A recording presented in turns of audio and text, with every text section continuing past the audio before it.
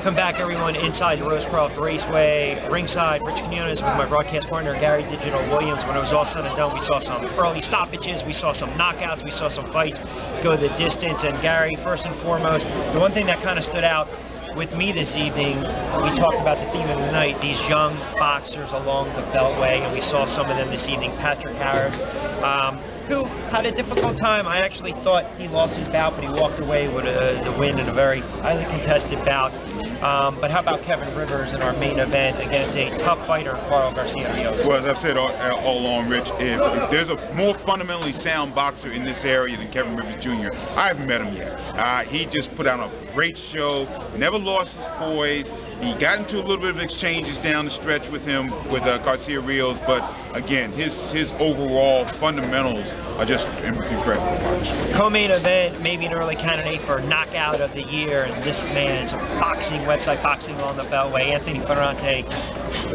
Look, he said he was going to get the knockout. He predicted the knockout. He delivered a second-round knockout, straight right, a gorgeous straight right against Venroy July. And really, you look at July's last couple bouts, the loss against Elvin Sanchez, TKO, the draw against Quantas Graves, and now this setback against Anthony Ferrante. Let's start with Venroy for a moment.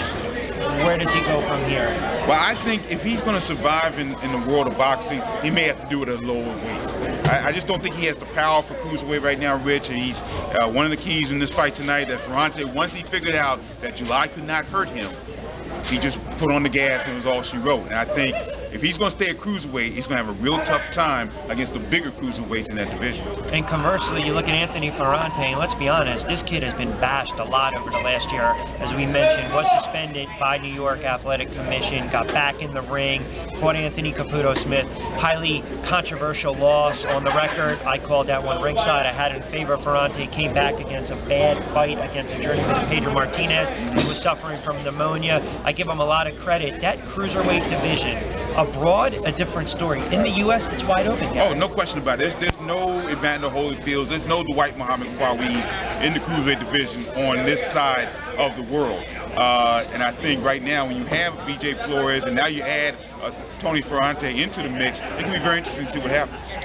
Well, I know I'm going to let you get out of here. I know you got a lot of work to do with Boxing along the Beltway. Everyone can follow you on Twitter? Yep, Digital25. And don't forget, as always, follow me on Twitter, Rich Q on Q. Don't forget to check us out online on the YouTube page. And, of course, Tumblr and Ring News 24. For Gary Digital Williams, I'm Rich Quinones. Thanks for joining us on this edition of Against the Ropes. We will talk to you next week in Philadelphia. Take care, everyone.